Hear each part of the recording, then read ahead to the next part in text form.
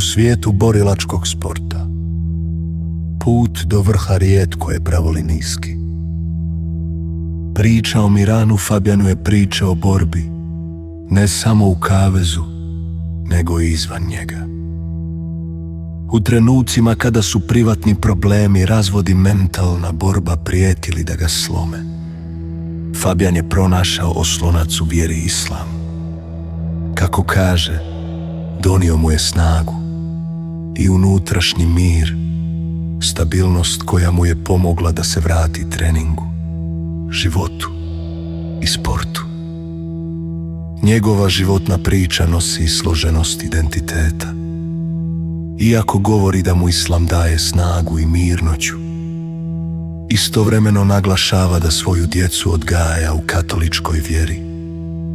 Odluka koja odražava lični put, ali i širu realnost regiona u kojem živi. Za mnoge fanove Fabjan nije samo borac, on je simbol borbe. Ovo je priča o putu Mirana Fabijana, Slorokija u naše živote, živote nas ljubitelja MMA sporta na Balkanu.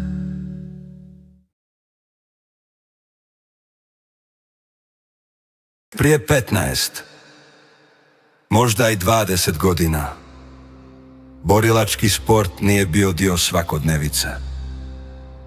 Pratili su ga oni koji su živjeli borbu, oni koji su trenirali i nekolicina iskonskih ljubitelja, koji su razumjeli suštinu sudara volje i tijela. U to vrijeme kickboks i kedan predstavljali su vrhunac udaračke borbe. Za mnoge to je bilo zlatno doba udarača, vrijeme kada se poštovala čista snaga, izdržljivost i srce borca. Na brdovitom Balkanu, iz male zemlje Slovenije, pojavljuje se ime koje će kasnije postati poznato širom regiona. Miran Fabjan. Gradeći identitet pod nadimkom Sloroki, nosio je simboliku ratnika koji ide naprijed bez obzira na prepreke. Poput filmskog heroja koji nikada ne odustaje, koji pada, ali uvijek ustaje. U vremenu kada sport nije donosio luksuz, njegova kickboks karijera sijala je. Već tada se nazirala osobina koju danas svi prepoznaju: oštar jezik, trash talk, mentalna igra prije same borbe. Ali tada javnost je znala samo ono što bi borci dopustili da se zna. Kod njega su se ljudi pitali samo jedno: da li je veći borac ili veći navijač AC Milana? Karijera ga je vodila kroz svijet borbe, poznanstva, iskustva. Sve je gradilo temelje za nešto veće. Ali to nije bio vrhunac. Bio je tek početak. Kako su se mijenjali svijet, tehnologija i društvo, mijenjao se i on. I tek tada njegov život počinje dobijati konture onoga što danas poznajemo.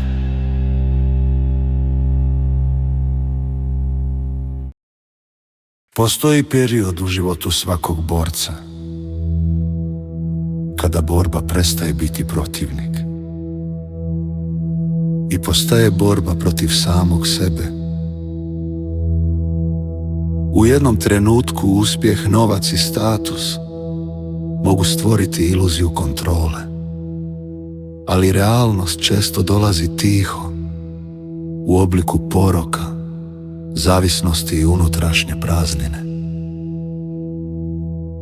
U jednom periodu svog života Miran je javno govorio o kokainu, alkoholu, ženama i raspadu braka, periodu koji je opisao kao lično propadanje. Depresija, Gubitak fokusa. Osjećaj da život klizi niz prste. To nije priča samo jednog borca. To je priča stotina sportista i miliona običnih ljudi. Jer poroci ne uništavaju samo tijelo, uništavaju identitet, odnose, sposobnost donošenja odluka i najgore od svega, uzimaju osjećaj smisla.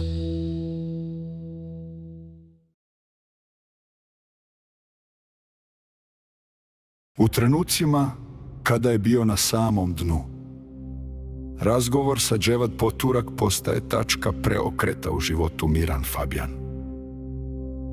Taj razgovor nije bio samo savjet, bio je sudar sa realnošću, trenutak u kojem se nešto u čovjeku prelomi. U tom periodu, između tame i mogućnosti potpunog gubitka, donosi odluku da se vrati među žive, da prestane sa zavaravanjem, da se vrati disciplini, treningu i borbi, ne samo kao sportu, već kao načinu čišćenja uma i života. Kroz razgovore i lično preispitivanje počinje se približavati vjeri. Pronalazi strukturu, red i smisao, počinje da odbacuje dio sebe koji ga je vodio ka samouništenju. Porodica ponovo postaje centar njegovog života. Djeca postaju razlog zbog kojeg mora ostati čvrst, razlog zbog kojeg mora opstati. Ono što slijedi je rijetko viđen povratak, ne samo fizički, nego i duhovni. Ulazi u novu fazu života sa disciplinom molitve, svakodnevnim radom i jasnim pravilima koja sam sebi postavlja. Istovremeno ulazi u MMA, kao već formiran, vrhunski stand-up borac sa iskustvom i reputacijom. Povjerenje porodice se vraća, krug bliskih ljudi ponovo postaje stabilan. A na rastućoj borilačkoj sceni regiona pojavljuje se figura koja će donijeti nešto što je dugo nedostajalo. Ličnost koja je istovremeno zvijezda u kavezu i van njega. Kontroverze nikada nisu nestale, ali on je navikao da ga otpisuju. Ovaj put pravila života su drugačija, odluke su drugačije, prioriteti su drugačiji. Čak i kada su financijske prilike bile ogromne, birao je put koji je smatrao ispravnim. Put discipline, kontrole i ličnih principa. Od tog trenutka počinje uspon. Ne samo kao borca, nego kao čovjeka koji je preživio sopstveni pad. I upravo iz tog pada počinje priča koja će ostaviti trag u istoriji regionalne borilačke scene.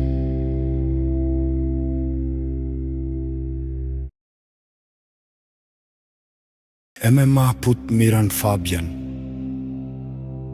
nije počeo slavom. Počeo je porazima. 2 uzastopna poraza. Za mnoge bi to bio znak za kraj. Za njega bio je samo početak. Odbijajući da napusti sport, veže 4 pobjede za rvom. Ali pravi ulazak u svijest regionalne MMA publike dolazi u 3. pobjedi. Na gostujući teren dolazi protiv imena koje je publika već dobro poznavala. Tomo Spahović. Kvota, očekivanja, publika, sve je bilo protiv njega. Sa jedne strane udarač koji prelazi u MMA, sa druge strane vrhunski rvač sa ozbiljnom snagom u rukama. Za Spahovića povratak nakon 8 godina pauze. pred domaćom publikom gladnom spektakla. Ali Fabijan dolazi sa neobjašnjivim samopouzdanjem. Provokacije prije meča, psihološki pritisak. A u kavezu ono što Balkan voli, haos, agresiju i show. Nakon te pobjede, region je znao njegovo ime. Sljedeći izazov bio je Mario Žgela, borac neobičnog udaračkog stila i sirove snage, ali i borac koji se nije snašao u Fabijanovim mentalnim igrama. Pobjeda, uvjerljiva i spektakularna. Sljedeća meta, jedno od najvećih imena regionalnog MMA, Darko Stošić. Iako taj meč nije dobio, istorija je zapamtila trenutak. 2 rušenja Stošića u prvoj rundi, arena u Beogradu, bez daha, muk. Stošić se oporavlja i preuzima kontrolu borbe. Ali Fabijan već tada postaje miljenik publike. Kao short notice borac uskače protiv Jorgan de Castro i završava borbu brutalnim nokautom. Zatim dolazi duel sa jednim od najpoznatijih imena modernog balkanskog MMA, Aleksandar Ilić. Iako Ilić otvara borbu dobro, Fabijan završava meč prekidom. Tada se počinje pojavljivati novi nadimak, Fevence Goat. Ne zato što je neporažen, već zato što njegovo ime odzvanja kroz region. Sljedeći test, iskusni Poljak, Michał Kita. I još jedna pobjeda koja jača njegov status. Zatim, novi skok ka vrhu, borba protiv Hatef Moel. Borac kojeg mnogi smatraju gotovo neuništivim. Borba na ivici. Za dlaku. Iako pobjeda odlazi Moilu, mnogi fanovi pamte štetu koju je Fabijan nanio i utisak koji je ostavio. Uprkos porazu, njegov status ne opada. Naprotiv, dobija revanš protiv Ilića, meč koji u marketinškom i popularnom smislu potvrđuje njegov GOAT status unutar Fevenci scene. Ovo nije priča o savršenom nizu pobjeda. Ovo je priča o borcu koji je postao simbol. Simbol mentalne snage, simbol povratka, simbol spektakla. I ime koje je, htjeli ili ne, postalo dio istorije regionalnog MMA.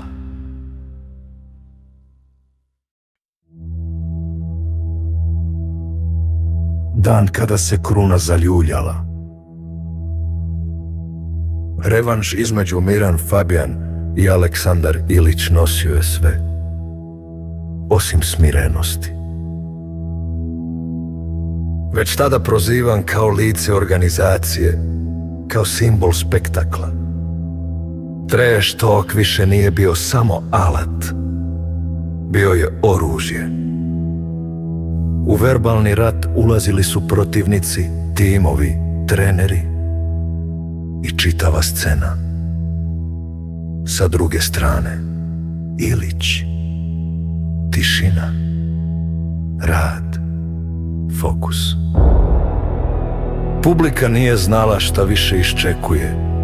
Konferencije, razmjenu poruka na društvenim mrežama ili sam meč. Organizacija FNC je tada pravi istorijski iskorak. Izlazak van Balkana. Ulazak na teritoriju gdje su godinama dominirali Oktagon, MMA i KSV.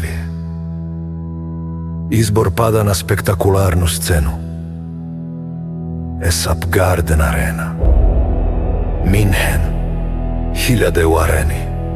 100.000 pred ekranima. Publika podijeljena. Jedni protiv Ilića, podsjećajući na njegov težak ulazak u prethodni meč.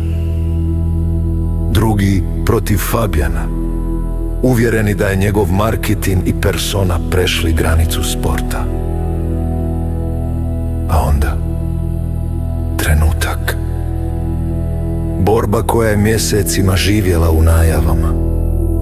Borba koja je trebala trajati rat, trajala je sekunde. 24 sekunde. Euforije. A zatim šok. Eksplozija emocija u areni. Zvuk koji, kako su neki tvrdili, podsjeća na potres. Masa koja eruptira. Ilić u ekstazi pobjede. Fabijan iznesen iz kaveza. Povrijeđen. Slomljen u tom trenutku. I fizički i simbolično. Publika. Neumoljiva. Ista publika koja je gradila mit. Ista publika koja je slavila. Sada bez milosti. Jer sport kao i život ima surovo pravilo. Kada pobjeđuješ, svi su uz tebe. Kada padneš, rijetki ostaju. Ovo nije bio samo poraz u kavezu. Ovo je bio trenutak sudara mita i realnosti. Pad nakon uspona. Tišina nakon buke. Pitanje koje ostaje da visi u vazduhu. Da li se Sloroki ponovo diže? Ili je ovo početak kraja jedne ere?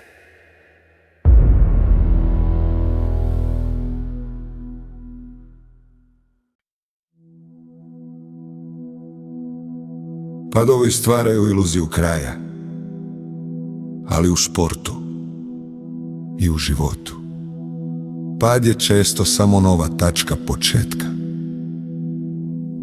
Poraz u Minhenu bio je brutalan, brz, nemilosrdan. Ali to nije bio kraj ere koju je stvorio Miran Fabijan. Jer era se ne mjeri samo pobjedama. Era se mjeri uticajem.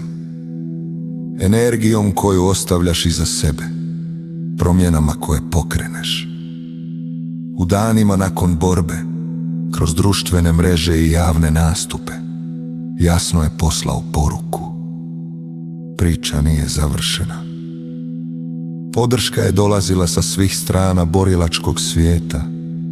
Borci, treneri, ljudi iz industrije i dio publike stali su iza čovjeka koji je sport pretvorio u spektakl. Ne svi. Rivalstva ostaju dio sporta. Imena poput Aleksandar Ilić i Darko Stošić ostaju na suprotnoj strani borilačke linije. I upravo to čini sport stvarnim. Ali ono što ostaje neupitno jeste trag koji je ostavio unutar FNC i regionalnog MMA. Donio je publiku, donio je emociju, donio je priču. Učinio je da borilački sport ponovo postane razgovor za stolovima, u dnevnim sobama, u gradovima i selima. Stvorio je eru u kojoj borac može biti i ratnik, i showman, i simbol generacije. Jer GOAT nije samo statistika, nije samo niz pobjeda. GOAT je onaj koji promijeni tok sporta. Onaj zbog kojeg se hale pune. Onaj zbog kojeg ljudi počnu gledati sport koji ranije nisu pratili. I zato ovo nije kraj Sloroki ere. Možda je ovo kraj jednog poglavlja, ali ne i priče. Na kraju ove priče, bez obzira na kontroverze, bez obzira na poraze, bez obzira na podjele, ostaje činjenica. Sport je dobio više. Publika je dobila više. Scena je dobila više. Zahvaljujući jednom čovjeku koji je bio spreman da rizikuje sve. I pobjedu. I poraz. I reputaciju. Samo da bi ostavio trag. I možda je upravo u tome njegova najveća pobjeda. Ne u jednoj borbi, ne u jednom pojasu, ne u jednoj noći, nego u tome što je promijenio igru.